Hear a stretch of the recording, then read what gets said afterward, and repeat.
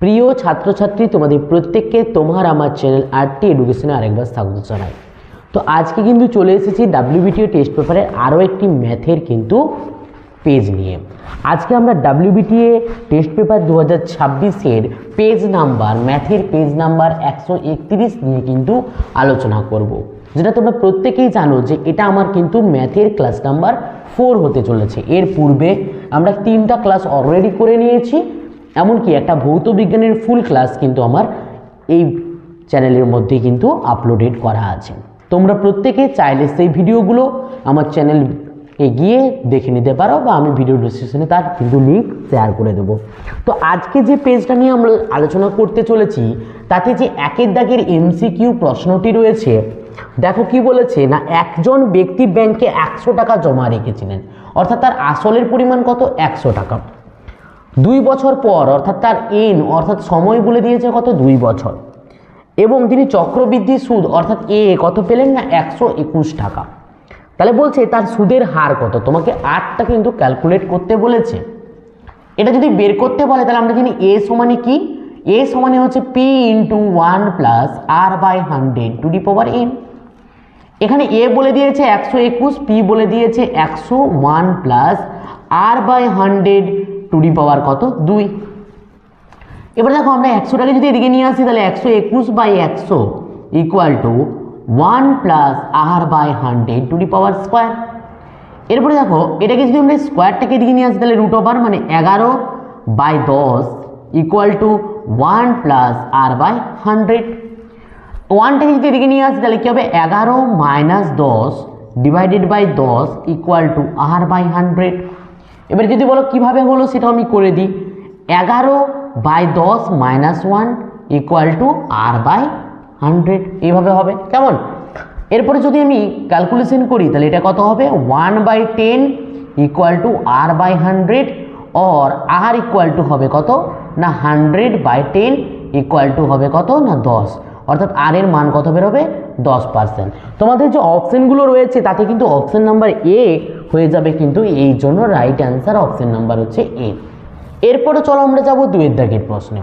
তো 2 দাগের যে প্রশ্নটি বলেছে সেটাও কিন্তু একটি গুরুত্বপূর্ণ প্রশ্ন। এখনো পর্যন্ত আমরা যতগুলো পেজ নিয়ে আলোচনা করেছি, কোনো পেজেই কিন্তু আমরা এই ধরনের প্রশ্ন কিন্তু এখনো পর্যন্ত পাইনি।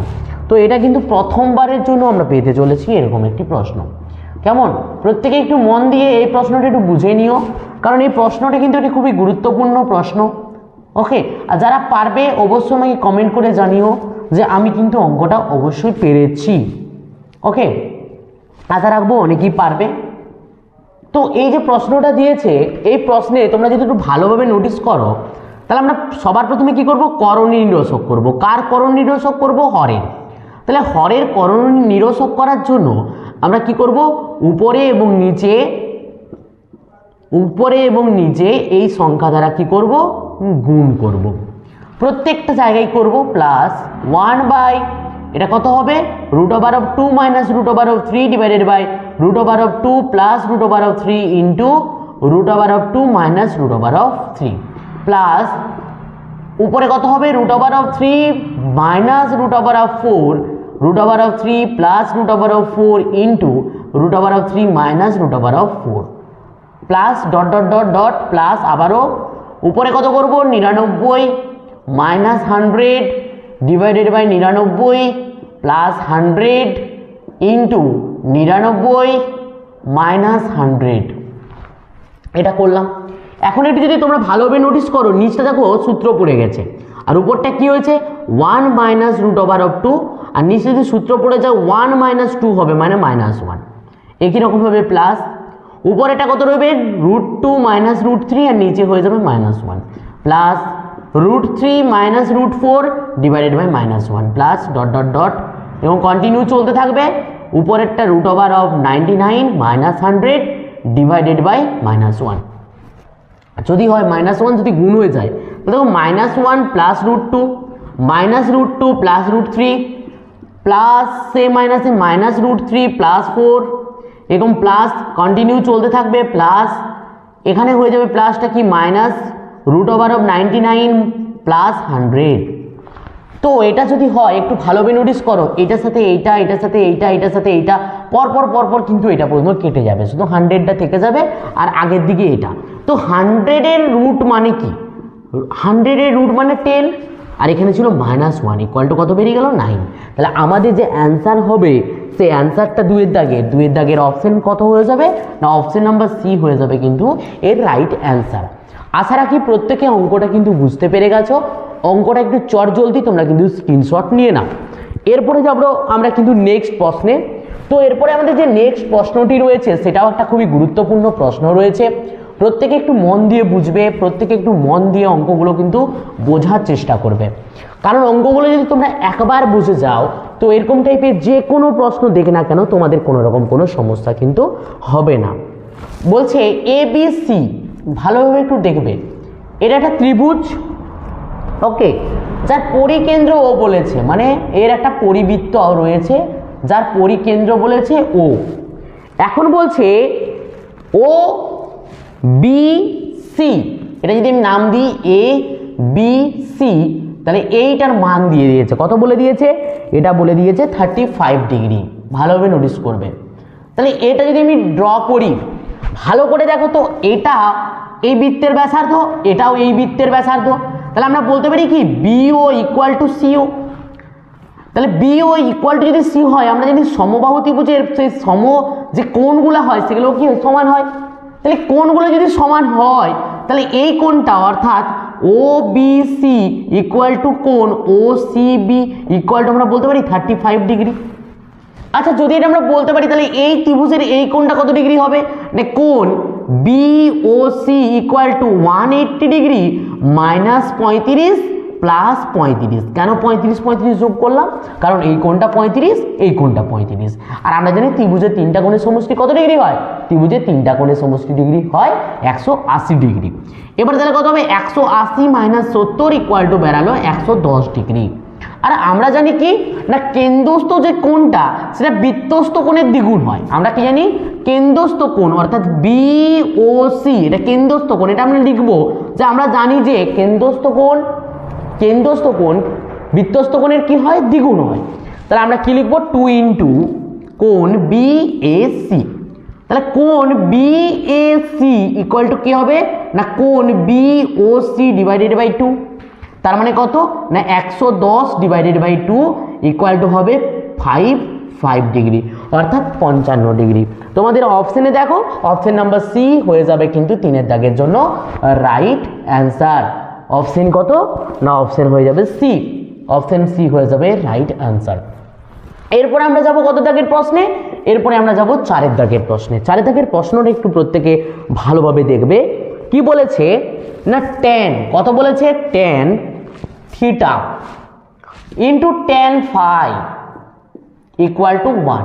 আচ্ছা বলো তো, এটা আমরা লিখতে পারি কি tan theta equal to 1/tan phi.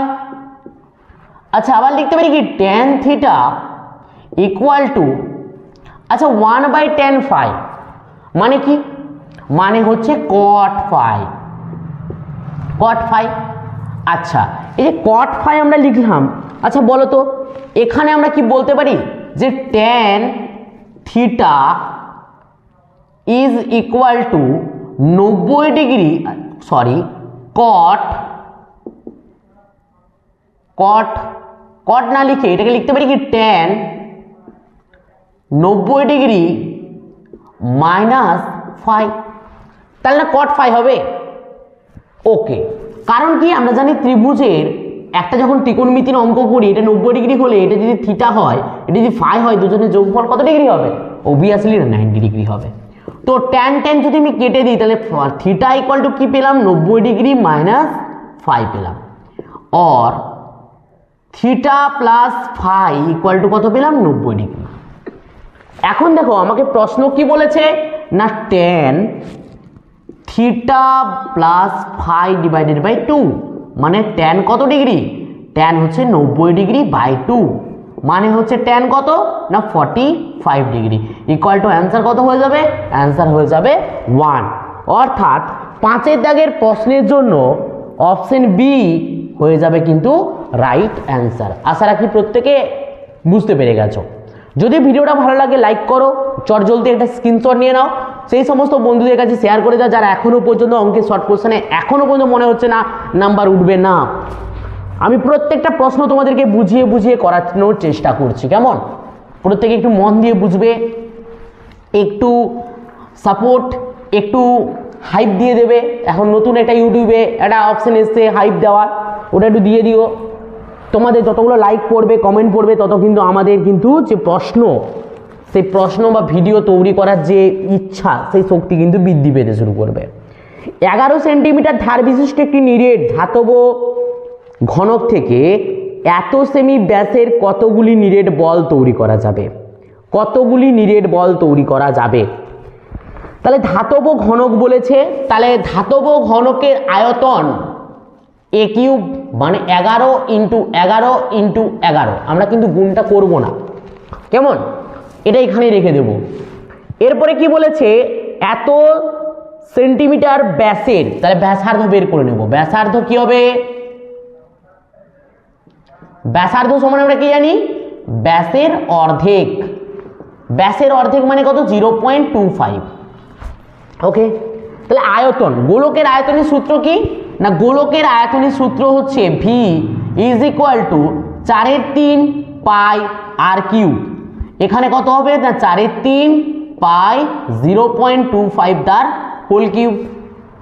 এবারে এর আয়তন টোটালটা, আর এর আয়তনের আমরা তৈরি করব, তাহলে এটাকে এটা দ্বারা ভাগ করলেই হবে। তাহলে মোট গোলক তৈরি করা যাবে কটি না? তোমরা লিখবে ভাষায়, আমি লিখছি না। 11 into 11 into 11 divided by 4 into 4 into 22 into 0.25 into 0.25 into 0.25। আচ্ছা, এখানে 4 লিখেছি, তাহলে উপরে কত লিখবো? 3। এখানে 22 লিখেছি, উপরে লিখবো 7। এখানে প্রত্যেকটার জন্য একটু মন দিয়ে বুঝবে। এটার জন্য 1 2টা 6টা, 1 2 3 4 5 6, 6টা শূন্য। এখন কাটাকাটি করো, সব দশমিক তুলে দিয়েছি। এখন কাটাকাটি করো। 25 4 এ 100, 4 এ 100 হলে 1 2 3 4। ওকে, এখন কাটো। কত দ্বারা কাটবো? 25 দ্বারা যদি কাটি আমরা, 25 4 এ 100। আচ্ছা, 5 দ্বারা কাটো। 5 5 এ 25, 5 8 কত? 40। আবার 5 দ্বারা কাটো, 16 5 এ 80। আবার 5 দ্বারা কাটো, 5 5 এ কত হয়? 25। একে 5 দ্বারা কাটলে 5 3 এ 15, 5 2 10। আবার 5 দ্বারা কাটো, 5 6 30, 5 4 এ 5 6 30, 5 4 এ 20, 64। এবারে কত দ্বারা কাটবো না? দেখো 11 2 কত হয়? 22। এটাকে কাটলে কত হবে? 32। 8 4 এ 32, 8 দ্বারা কাটলাম। ওকে, আর কাটাকাটি নেই, অর্থাৎ 11 ইন্টু 11 ইন্টু 3 ইন্টু 7 ইন্টু 8। এটার অ্যান্সার কত হবে? এটার অ্যান্সার হবে 20,328। কত হবে? 20,328টি। ক্যালকুলেশন করে তোমরা কিন্তু দেখে নিও, এর অ্যান্সার হবে এটাই। তো এখানে আমরা কি বলবো না? এর জন্য অপশন হয়ে যাবে কোনটা? অপশন হয়ে যাবে এ ইজ দ্য রাইট অ্যান্সার। এরপরে আমরা চলে যাব 6 দাগের প্রশ্নে। আশা রাখি প্রত্যেকে কিন্তু প্রশ্নগুলোর অ্যান্সার বুঝতে পারছো। এরপরে যে বলেছে মধ্যভূমিতার মাপক কোটি 3টি, প্রত্যেকে জানো 3টি কি কি? ওকে, সেই হয়ে গেল কি? অ্যান্সার হয়ে গেল 3টি, মিন, মিডিয়ান আর মোড। কটি হয়ে গেল? 3টি, মিন, মিডিয়ান আর মোড। ওকে, এতটা বন্ধু প্রত্যেকে একটু স্ক্রিনশট নিয়ে নাও, দেন চলে যাবো আমরা কিন্তু পরবর্তী প্রশ্নে। তো পরবর্তী প্রশ্নে বলেছে, দেখো এখানে শূন্যস্থান পূরণ। যে ব্যক্তি ধার দেন তাকে কি বলা হয়? যে ব্যক্তি ধার দেন তাকে কি বলা হয়? প্রত্যেকে একটু বলতে পারবে তাকে কি বলা হয়? তো 2 এর দাগের যে শূন্যস্থান পূরণ রয়েছে, তাতে যে প্রথম প্রশ্নটা রয়েছে এটা হয়ে যাবে উত্তমবর্ণ।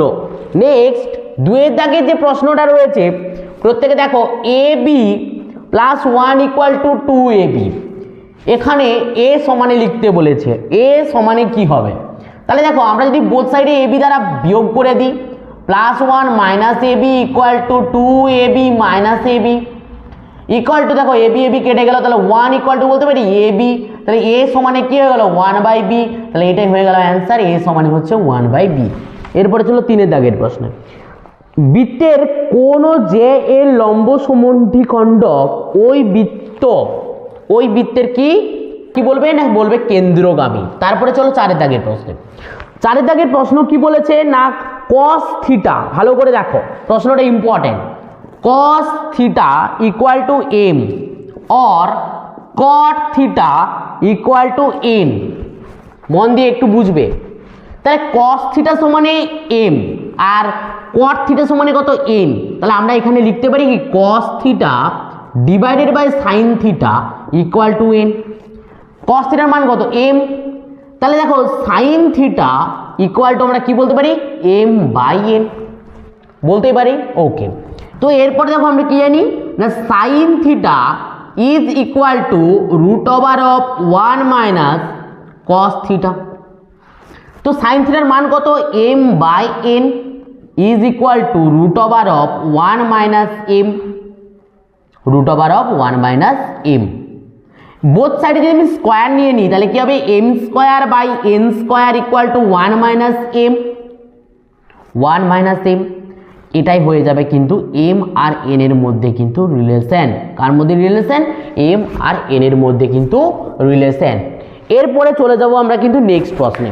তো নেক্সট প্রশ্ন কি বলেছে না একটি লম্ববৃত্তাকার চোঙের তল সংখ্যা কটি? একটি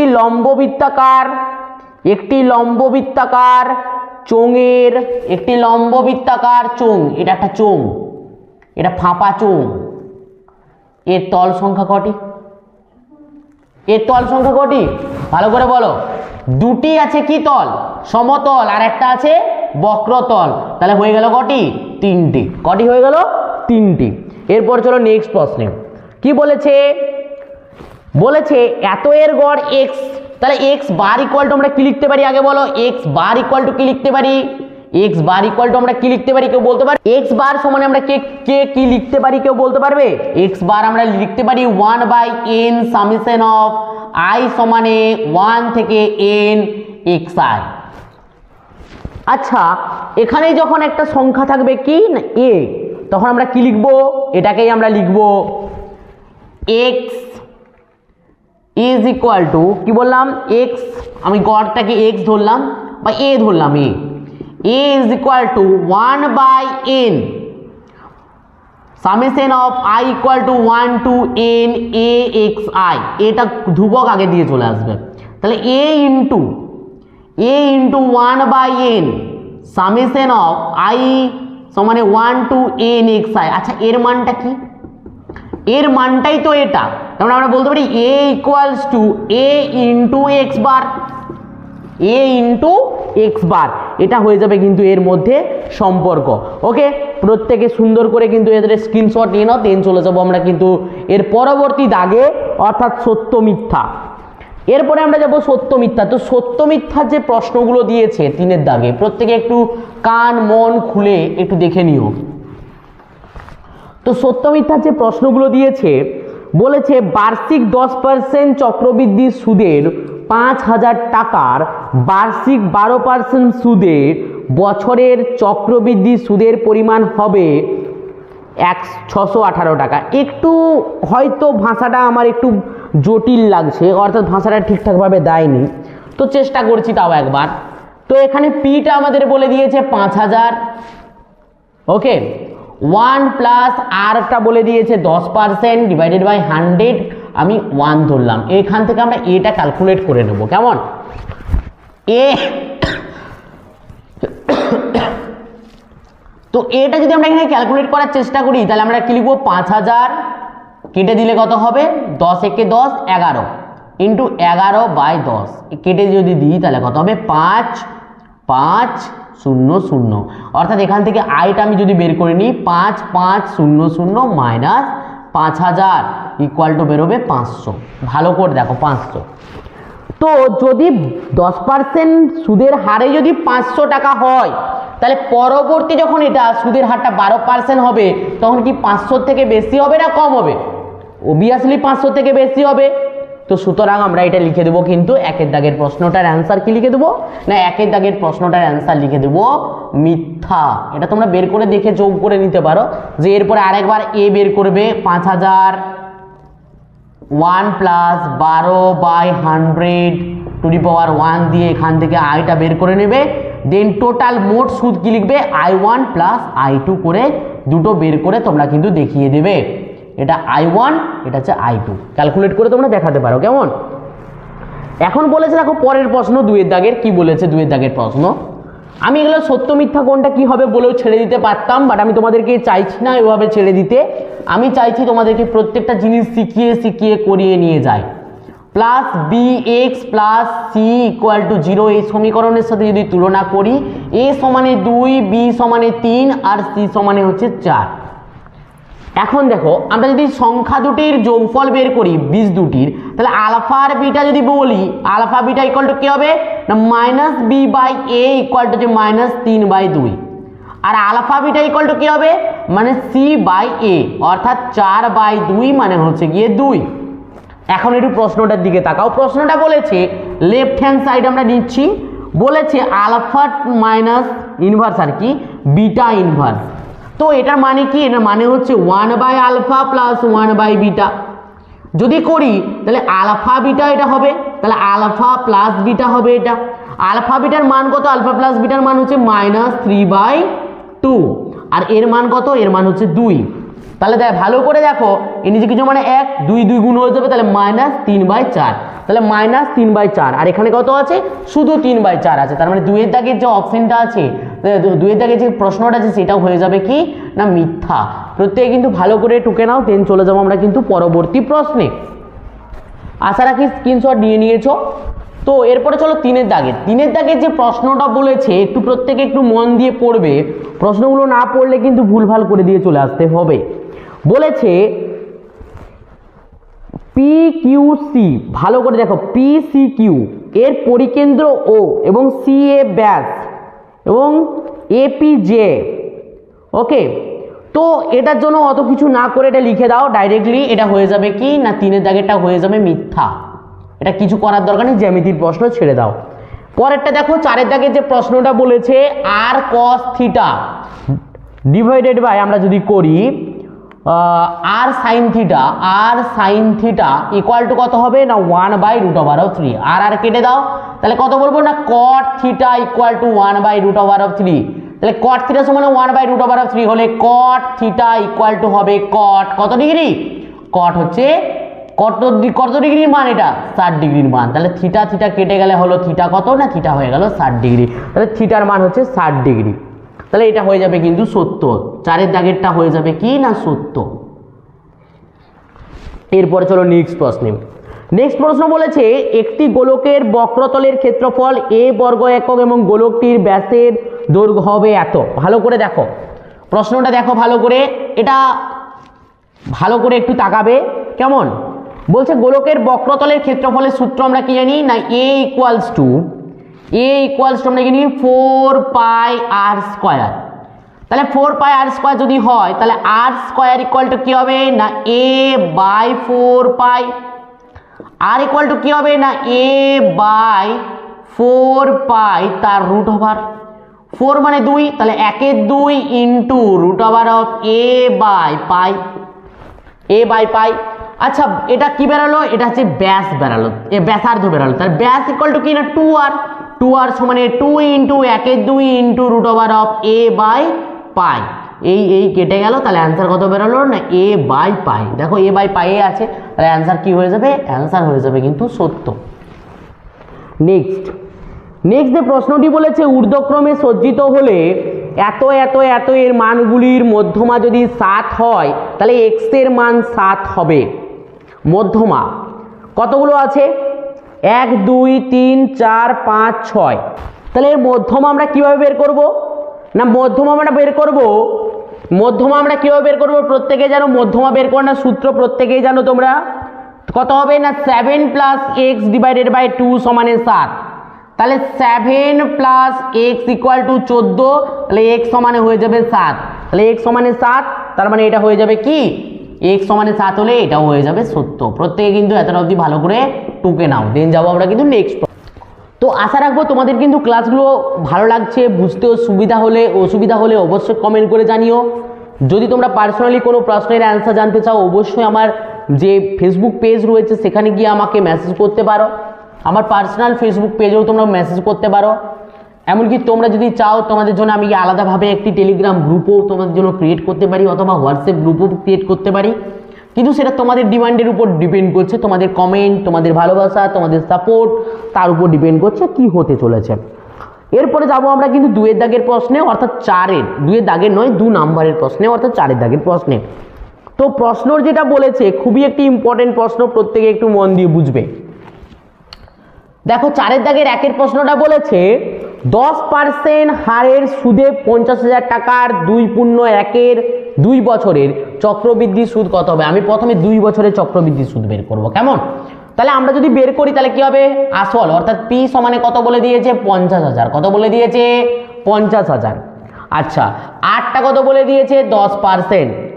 আচ্ছা, সময় অর্থাৎ এনটা কত বলে দিয়েছে? 2 বছর আমি ধরলাম এখন, কেমন? তাহলে সুদ কত হবে? আচ্ছা, এ সমানে আমরা কিভাবে বের করব? এ সমানে আমরা বের করব P into 1 plus R by 100 to the power N. এনটা এখানে কত? 2। তাহলে যদি ক্যালকুলেশন করি তাহলে 50,000 ইন্টু কত হবে? 11। তাহলে 11/10 ইন্টু 11/10 হয়েছে। তাহলে যদি কাটাকাটি করি তাহলে কত হবে? 121। তাহলে 121 মানে 50-এর সঙ্গে যদি মানে 500-র সঙ্গে যদি 121 গুণ করা হয় কত হবে? মানে 5 দ্বারা গুণ করে দাও ডাইরেক্ট, 5 দ্বারা। তাহলে 5 একে 5, 5 দুগুণে 10, 5 একে 5, একে 6 হলো। তাহলে এর পিছনের দিকে হবে 2টা শূন্য, অর্থাৎ 60,500। এই 60,500 টাকাটার আমরা এবার সরল সুদ হাফ বছরের জন্য বের করে নিব, তাহলে হয়ে যাবে কিন্তু আমাদের টোটাল যে চক্রবৃদ্ধি সুদটা সেটা। তাহলে হাফ বছরের যদি আয় বের করি তাহলে আয় সমানে কি হবে? না 60,500 ইন্টু অর্ধেক ইন্টু 10 ডিভাইডেড বাই 100। তাহলে এটা যদি আমরা করি তাহলে 0 0 কিন্তু কেটে দাও, এই 0 কেটে দাও, এটাকে 2 দ্বারা কেটে দাও, 3 0 2 5 অর্থাৎ 3,025 টাকা। তাহলে মোট যে সুদটা আমার কি বের করতে বলেছে? না চক্রবৃদ্ধি সুদ কত হবে। আচ্ছা, প্রথমে সুদ কত হয়েছিল? না প্রথমে সুদ হয়েছিল কত হয়েছিল? না 60,500। তোমরা একটু লিখে নিও, আমি লিখছি না। 50,000 যদি বিয়োগ করি তাহলে হবে 10,000 কত? 500। আর এখানে সুদ কত হলো? 3,025।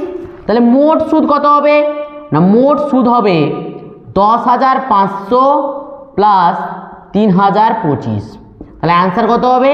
না অ্যান্সার যেটা হবে আমাদের সেটা হবে 13,525 টাকা। এই টাকাটা কিন্তু হবে, প্রত্যেকে নোট করে নাও। তারপরে যাব আমরা কিন্তু এর পরবর্তী প্রশ্নে। তো এর পরবর্তী যে প্রশ্নটি বলেছে 2 এর দাগে, 3 ব্যক্তির মূলধন যথাক্রমে এত এত টাকা, তাদের অনুপাতটা আমি সবার প্রথমে বের করে নিব। 3 ব্যক্তি আমি ধরবো A:B:C। কত কত আছে? 200:150:250। যদি কাটাকাটি করি একটা করে 0, 5 4 20, 5 3 15, আর এটা হবে কত? 5 5 25। তাহলে হচ্ছে 4:3:5। এদের মোট যদি যোগফল বের করি মোট কত হবে? না মোট অনুপাতের মোট কত হবে? 4 + 3 + 5 অর্থাৎ 12। তাহলে এর টাকার পরিমাণ কত হবে? না লিখে লিখে করবে তোমরা, আমি আর লিখছি না। এর টাকার পরিমাণ হবে 3375 ইন্টু 4/12। 4 3 12, 3 দ্বারা কাটো, 3 একে 3, 3 একে 3, 3 দুগুণে 6, 5 3 15 অর্থাৎ 1125 টাকা। বিয়েরটা কত হবে? না বিয়েরটা হবে 3375 ইন্টু 3/12। যদি কাঠি কত হবে? 4 দ্বারা কাটবো। এবার 4 দ্বারা যদি একে ভাগ দিই তাহলে 4 8 হবে 32, 1 রইবে, 4 4 হবে 16, তাহলে হলো গিয়ে 4 8 32, 4 4 16 মানে 1 14। এবারে হবে কত? 4 3 12.75 এরকম সামথিং কিছু একটা বেরোবে। আর সি এর ক্ষেত্রে কত বেরোবে? না সি এর ক্ষেত্রে বেরোবে 3375 মাইনাস 1125 প্লাস 843 0.75। এখান থেকে তোমরা কিন্তু অপর একজনেরটা বের করে নিও। কেমন? এত অবধি আশা রাখি প্রত্যেকে বুঝতে পেরে গেছো। এরপরে যাব আমরা কিন্তু এর পরবর্তী প্রশ্নে। এর পরবর্তী প্রশ্নটার দিকে একটু তাকাও, তোমরা স্ক্রিনশট নিয়ে নিয়েছো আশা রাখি। ওই দিকটা আমি মুছলাম না তাছাড়া। চলো এরপর নেক্সট প্রশ্নে বলছে একটি সংখ্যা এবং তার অনন্যকের যোগফল। তাহলে একটি সংখ্যা আমি এক্স ধরলাম, তার অনন্যক আমি 1/x ধরলাম ইকুয়াল টু 2x6। তাহলে আমরা করতে পারি x square plus 1/x equal to 6 × 12 = 13/6। তাহলে x square plus 1 × 6 equal two 13x। 6x square plus 6 equal two 13x। 6x square minus 13x plus 6 equal two 0। 6 কত হয়? 36 আর 4 9 কত হয়? 36। তাহলে 6x square minus 9x minus 4x plus 6 equal two 0। और এখান থেকে কত কমন যাবে? 3। তাহলে 3x যদি কমন নিই তাহলে 2x minus 3 minus 2x minus 3 equal to 0। और 2x মাইনাস 3 যদি কমন নিয়ে নিই তাহলে কি হবে? 3x মাইনাস 2 ইকুয়াল টু কত হয়ে যাবে? 0। তাহলে 2x minus 3 equal to 0, 3x minus 2 equal to 0। তাহলে 3x ইকুয়াল টু কত হবে? 2, x ইকুয়াল টু কত হবে? 2/3 और x ইকুয়াল টু কত হবে? 3/2। ওকে, x ইকুয়াল টু কত হবে? 3/2। ওকে, তো আশা রাখি এত অবধি কিন্তু বুঝতে পেরে গেছো। তো এরপরের যে প্রশ্নটা রয়েছে এই প্রশ্নটাকে আমি একটু ইগনোর করলাম। এই প্রশ্নটাকে ইগনোর করার রিজন হচ্ছে অঙ্কটা আমি এই মুহূর্তে ইগনোরই করলাম। পরবর্তী পেজে হয়তো এই অঙ্কটা আমি তোমাদের সঙ্গে শেয়ার করব, এটা স্ক্রিনশট একটু নিয়ে নাও। দেন যাবো আমরা কিন্তু তার পরবর্তী প্রশ্নে। ওকে, এর পরবর্তী যে প্রশ্নটি রয়েছে একটু তাকাও প্রত্যেকে। যেটা বলেছে সেটা তোমরা একটু পড়ে নিও। একটি ট্রাপিজিয়াম বলেছে, আমরা বলবো PO divided by RO is equal to OQ divided by SO। Okay, এটা আমরা কিন্তু বলতে পারবো, কারণ ট্রাপিজিয়ামের ক্ষেত্রে এটা বলা যায়। এরপরে কি বলেছে? যেহেতু সমান্তরাল রয়েছে তার জন্য আমরা লিখলাম এটা। এখানে কি লিখবো না 3/x minus 3 is equal to 3x minus 19 divided by x minus 5। কড়াকড়ি গুণ করে দাও। তাহলে 3x minus 15 is equal to 3x minus 19 into x minus 3 और 3x minus 15 is equal to calculation कर ले क्या होबे 3x square minus 3x minus 19x minus minus कत 57 माइनस माइनस प्लस 57। কেমন? এটা যদি আমরা ক্যালকুলেশন করি তাহলে ক্যালকুলেশন করলে কিন্তু আমরা এখান থেকে কিন্তু x এর মানটা কিন্তু অনায়াসে কিন্তু বের করে নিতে পারবো।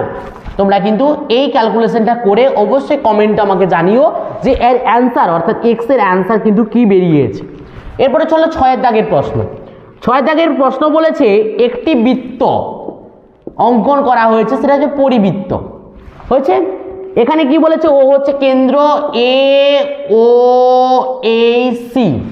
এখন কি বলেছে না AO 7, এটা যদি 7 হয় তাহলে BO কত? BO 7 হবে, কারণ একটা পরিবৃত্তের ক্ষেত্রে কেন্দ্র থেকে এই যে বৃত্তের এই যে আমরা কি বলি এটাকে প্রান্তবিন্দু বলি, তাদের যে দূরত্বটা সেটা হচ্ছে বৃত্তের কি ব্যাসার্ধ।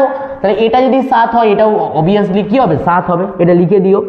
এরপর নেক্সট যে প্রশ্নটা বলেছে দেখো 40 মিটার আর 56 মিটার, 40 মিটার আর 56 মিটার এদের মধ্যে গ্যাপ কত বলে দিয়েছে? 12 মিটার। এটা 40, এটা 56, তাহলে তোমাকে বের করতে বলেছে এইটা দৈর্ঘ্য। ভালো করে এটা তাকাও তো, হাইট এন্ড ডিস্টেন্সের অঙ্কের মতো। এটা কত হবে? এটা হবে 56 মাইনাস 40 ইকুয়াল টু হচ্ছে 16। লিখে লিখে করবে। এটা কত? 12। তাহলে অতিভুজ সমানে কি হবে না, আমি যদি নাম দিই ABC, তাহলে AB is equal to root over of AC square plus BC square, অর্থাৎ 16 স্কোয়ার প্লাস 12 স্কোয়ার। তাহলে 16 স্কোয়ার মানে কত? 256 plus 144 equal to 400 equal to 20, অর্থাৎ AB বেরিয়ে যাবে কিন্তু 20। দেন যাবো আমরা কিন্তু এর পরবর্তী প্রশ্নে। পরবর্তী প্রশ্নের লেফট হ্যান্ড সাইড আমরা করব।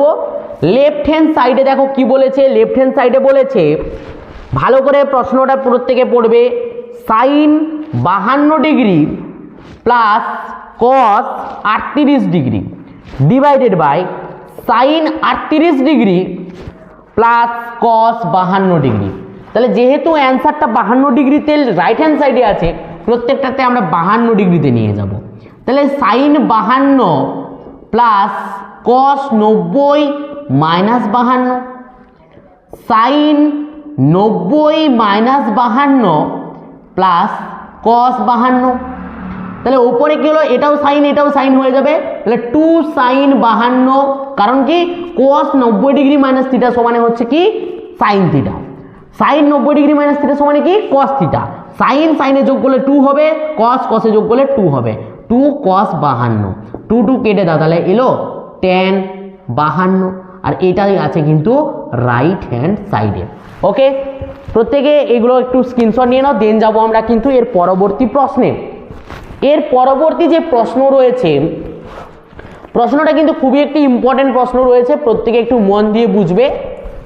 মন দিয়ে যদি বোঝো তাহলে কিন্তু খাতায় হয়তো করারও সেরকমভাবে প্রয়োজন পড়বে না, কিন্তু যদি তোমরা না বুঝে শুধু টুকো, সেটা কিন্তু খুবই কিন্তু খারাপ ব্যাপার। কেমন বলেছে, কস আলফা, কি বলেছে কস আলফা, ভালো করে দেখো, কস আলফা হচ্ছে কত না 5/13 এর মান দিয়ে দিয়েছে।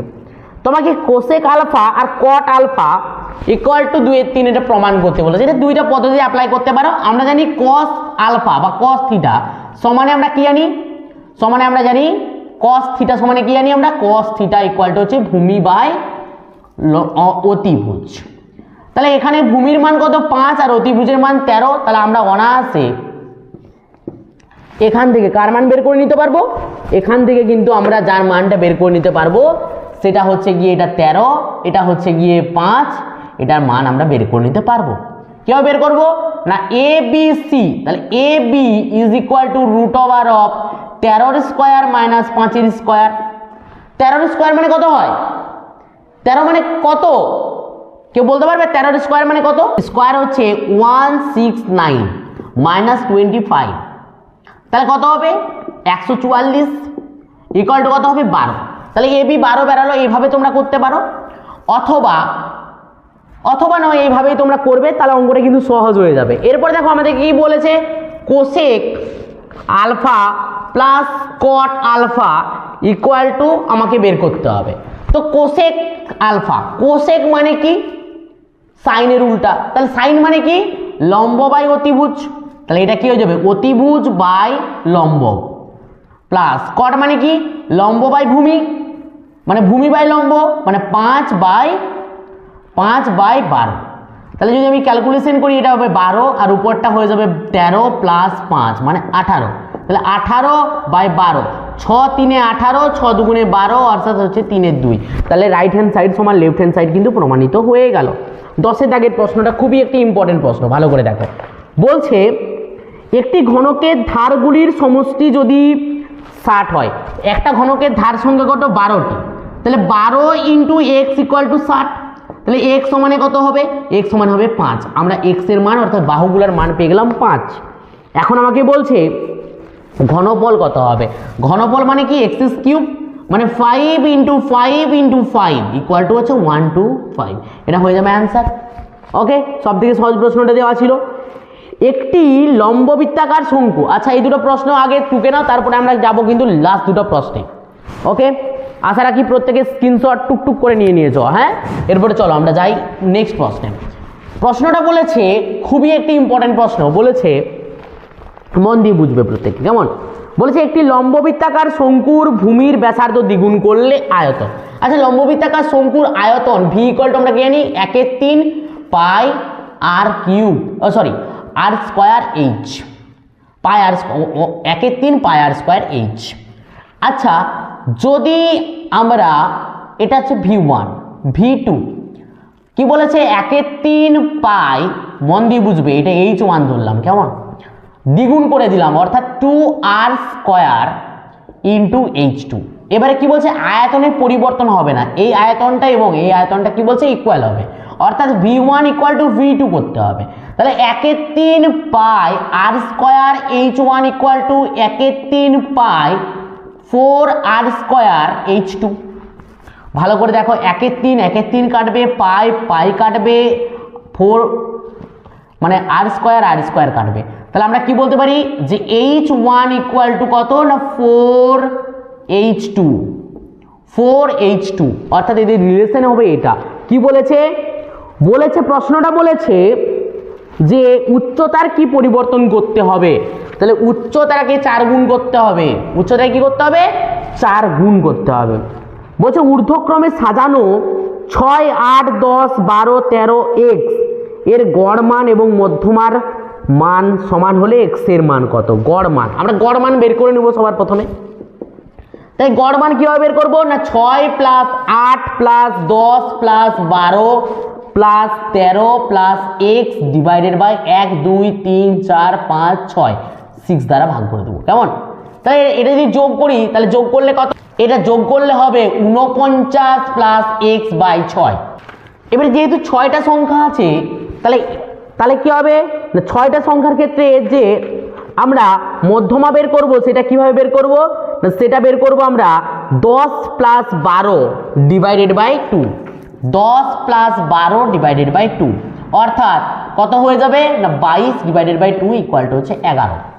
তাহলে 49 plus x by 6 equal to 11, 49 plus x equal to 66 और x इक्वल टू 66 माइनस 49, তাহলে आंसर तो आंसर কত হয়ে যাবে 9 10 11 12 13 14 15 16 7 হাতে 1 17, তাহলে आंसर কত হয়ে গেল x এর ভ্যালু হয়ে গেল 17। কেমন?